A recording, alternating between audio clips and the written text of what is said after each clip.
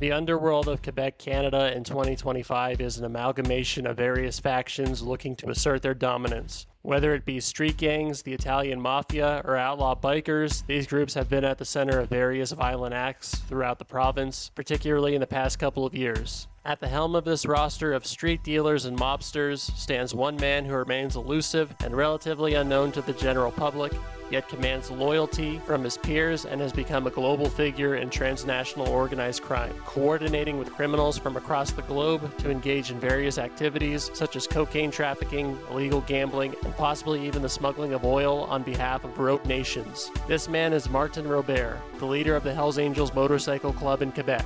Very little is known of Robert's early life except for the fact that he was born in 1974 in Sainte-Sophie, a small town in the Laurentides region of Quebec, and that he came from a seemingly normal family.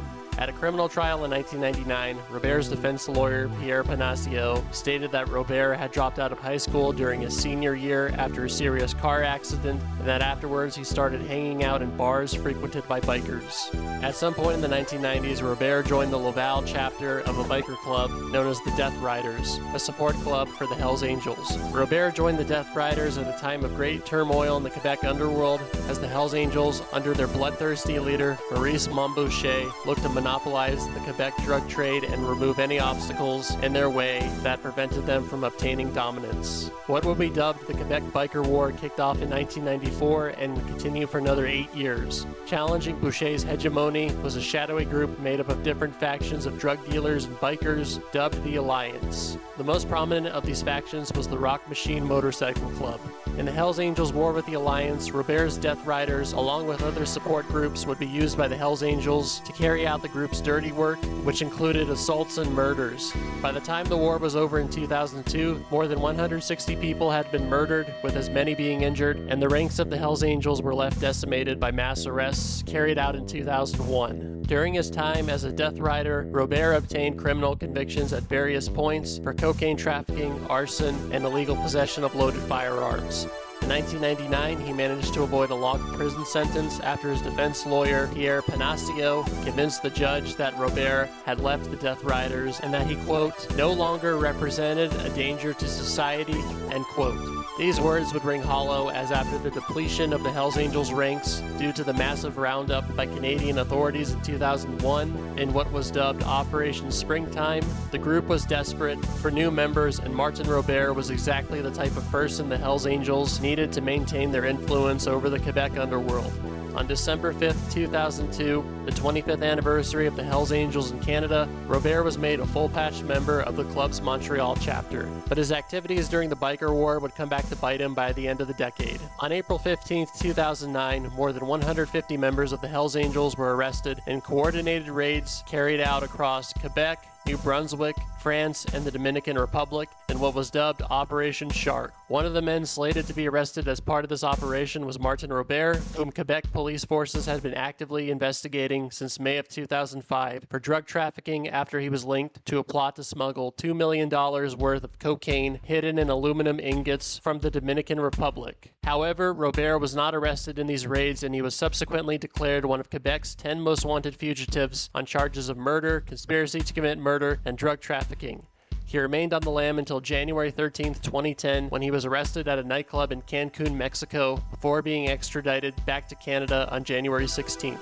Robert would spend the next 5 years behind bars awaiting trial and would ultimately plead guilty, along with other Hells Angels, to a single charge of conspiracy to commit murder in March of 2015 for his role in the Quebec Biker War. He was given a 10-year prison sentence, but due to the fact that he had already spent 5 years in pretrial detention, he was automatically released. Just prior to his arrest, Robert had started to make inroads into Quebec's construction industry, along with fellow Hells Angel member Normand Casper Oume, who had managed to forge close ties with the executive director of FTQ Construction, Quebec's largest construction union. While Robert was on the run, 6 men affiliated with FTQ Construction were arrested in September of 2009 as part of Operation Diligence and accused of helping Robert and Oume launder their drug proceeds through the union. After his arrest a few months later, Robert faced accusations that he had opened offshore bank accounts on the island of Mauritius in order to launder illicit proceeds. However, in 2013, he was spared any punishment when proceedings related to these charges were stopped. Martin Robert emerged from prison in 2015 and he would almost immediately gain even more influence over the Hells Angels in Quebec as the previous generation of leaders gradually faded into the background due to old age or incarceration. Around this same time period saw the Hells Angels come to be seen as the kings of the Quebec underworld due to constant power struggles involving the Sicilian Mafia clan after the death of its powerful leader, Vito Rizzuto, in 2013. Despite the decline in the stature of the Sicilians, the Hells Angels emerged virtually unscathed by the various police investigations of the previous 2 decades and had managed to not only survive but expand its power across Canada, with Quebec leading the charge. Robert's stature rose considerably around 2017 when, in addition to being an influential member of the Montreal chapter, he was made an honorary member of the Côte d'Azur chapter in France, showing how he had made strong international connections across the Atlantic. Around the same time, he was also promoted to international status, which is only bestowed on a very select number of Hells Angels members. This was confirmed when a photo later emerged showing Robert in a swimming pool with the Hells Angels patch tattooed on his back with World printed on the bottom, rocker, which identifies the region that a Hells Angel member is affiliated with. The general public was made aware of Martin Robert's status in Canadian organized crime with his lavish wedding that occurred in December of 2018 at the Windsor Hotel in downtown Montreal. In attendance that day were some of the most powerful Hells Angels across Quebec, along with members of the Sicilian mob, which for the previous 2 decades had formed a strong working relationship with the Hells Angels to monopolize the Quebec cocaine trade. The officiant for the wedding that day was Stéphane Plouffe, another influential member of the Hells Angels who in the coming years would arguably become Martin Robert's right-hand man and most trusted confidant.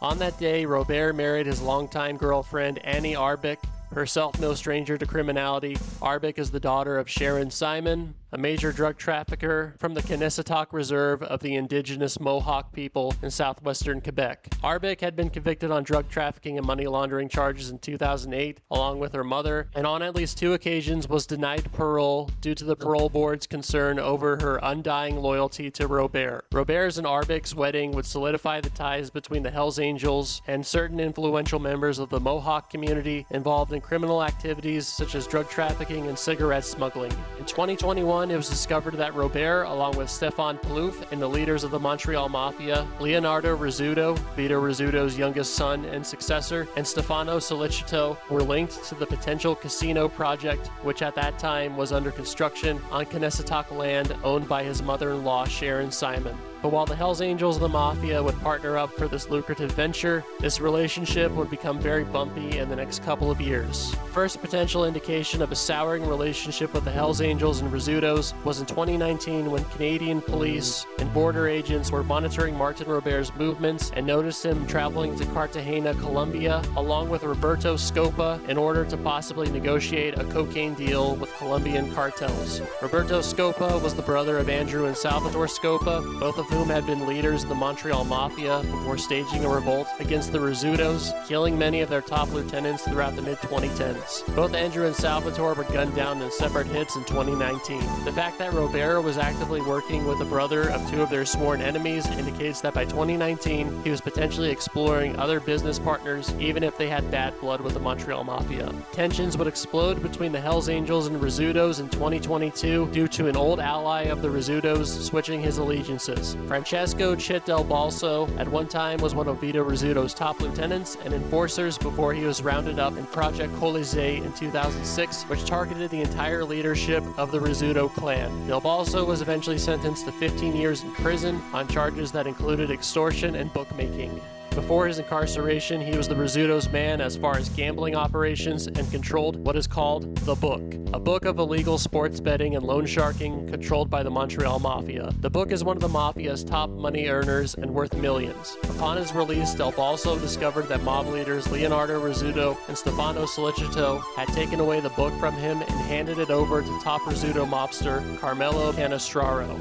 Angered by what he saw as betrayal by the Rizzutos, Delbalso made a ballsy move and struck up an alliance with Martin Robert and his right-hand man Stéphane Plouffe in order to muscle the book from the control of the Rizzutos. Robert no doubt saw this as a great opportunity to undermine the influence of the fragmented Rizzuto clan and in the process become the dominant player in Quebec's illegal gambling industry. In addition to this plot, Robert, Plouffe, and Delbalso allegedly set up a venture to traffic cocaine into Montreal through a fruit and vegetable business owned by Delbalso. As of writing, Martin Robert and Stéphane Plouffe are under investigation for their role roles in this cocaine plot, and these charges have not yet been proven. The Rizzutos eventually discovered that Delbalso was collaborating with the Hells Angels against them and allegedly put a $400,000 contract on his head. In November 2022, Delbalso narrowly escaped death when his SUV was shot at near his home in Laval. He would subsequently survive another attempt on his life the following January. Delbalso and Robert would bide their time until March to get their revenge on the Rizzutos. On March 15, 2023, Leonardo Rizzuto was driving down a highway in Laval when gunshots were fired from a moving car at him. Rizzuto, however, only sustained a gunshot wound to the leg. Delbalso was immediately suspected of being behind this plot to assassinate Leonardo Rizzuto, and it is believed that he got the okay to take out Rizzuto by Martin Robert. A week after the botched hit on Rizzuto, Delbalso attempted to flee Canada, but was detained by police at the airport. This occurred just days after Delbalso and Hells Angels members, including Martin Robert and Stefan Plouffe, had their homes searched in relation to a drug trafficking probe, which ultimately saw no charges being filed. In statements he made while detained, Delbalso denied being involved in Rizzuto's attempted murder, stating that he had been in Cuba when it had occurred. Despite his denial, it appeared that Delbalso was trying to flee Canada to avoid any potential retaliation by the Rizzutos.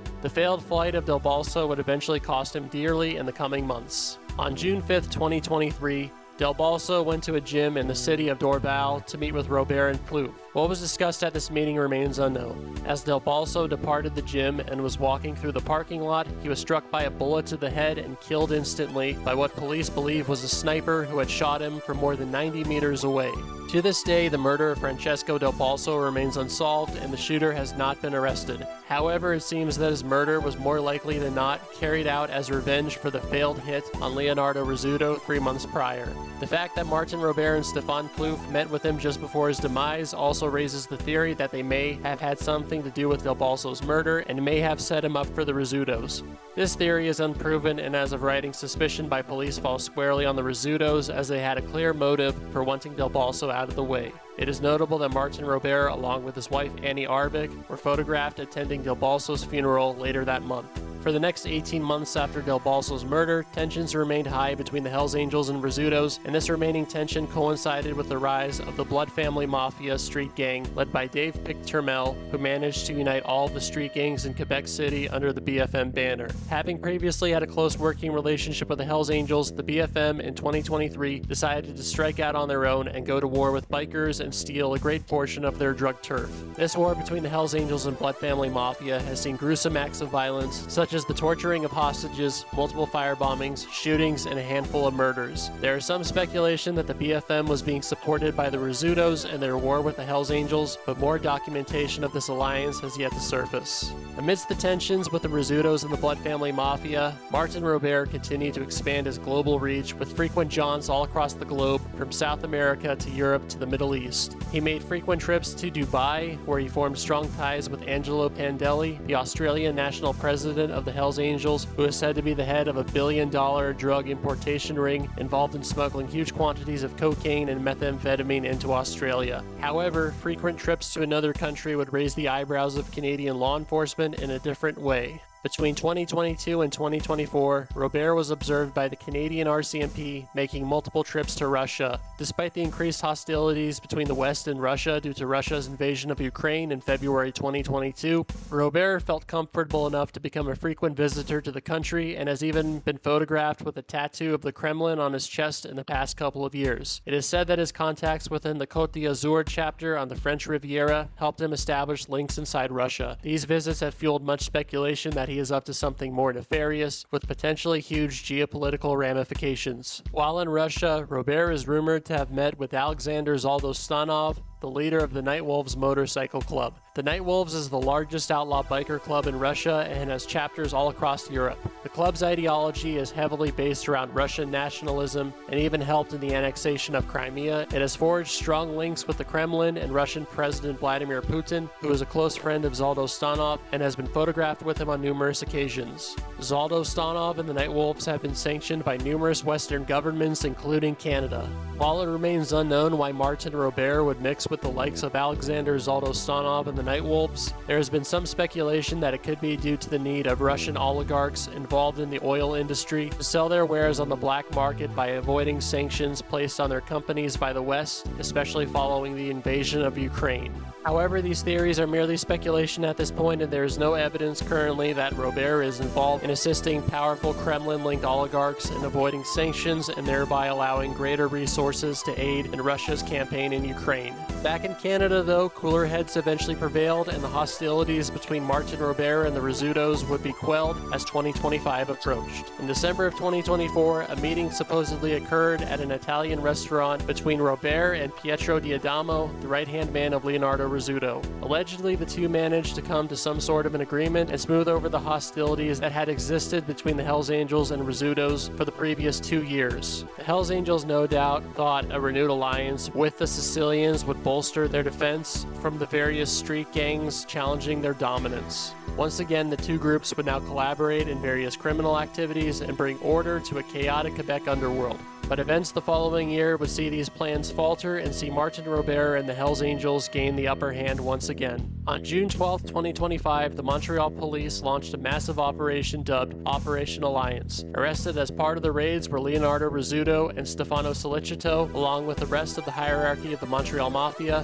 members of the Hells Angels, and various Montreal street gang members. Rizzuto and Solicito, along with a couple of other lieutenants, were charged with first-degree murder and for a few other murder conspiracies that occurred during the height of the instability within the Rizzuto clan in the 2010s. All the arrested individuals are still in custody and are awaiting trial for these serious crimes that could see them in prison for life. Robert was not among the arrested individuals that day and had once again managed to avoid the long arm of the law. While it is impossible to know at this moment what Robert thinks of the decimation of the Rizzuto mob's leadership, he must be thrilled at the prospect of consolidating his grip even further over the Canadian underworld, as the once mighty Rizzutos have now potentially been put out of commission for the foreseeable future. Despite all the allegations leveled against him and the numerous challenges to his rule, Martin Robert remains the most influential Hells Angel across Quebec and quite possibly the most powerful and influential figure in Canadian organized crime in 2025. With a portfolio of money-making ventures such as drug trafficking, illegal gambling, extortion, etc., he has infiltrated every level of Canada's illicit economy with discretion and cunning. Robert presents himself as a clean-cut businessman rather than a rambunctious biker, and this has helped him expand and diversify the Hells Angels into industries not typically associated with the group, such as Quebec's waste disposal industry. The Hells Angels have managed to infiltrate companies assigned contracts by the provincial government to relocate hazardous waste from construction projects, and this alone has become one of the group's most lucrative rackets. It is thanks to men like Martin Robert and his confidant Stéphane Plouffe that the Hells Angels have infiltrated Quebec's white-collar industry.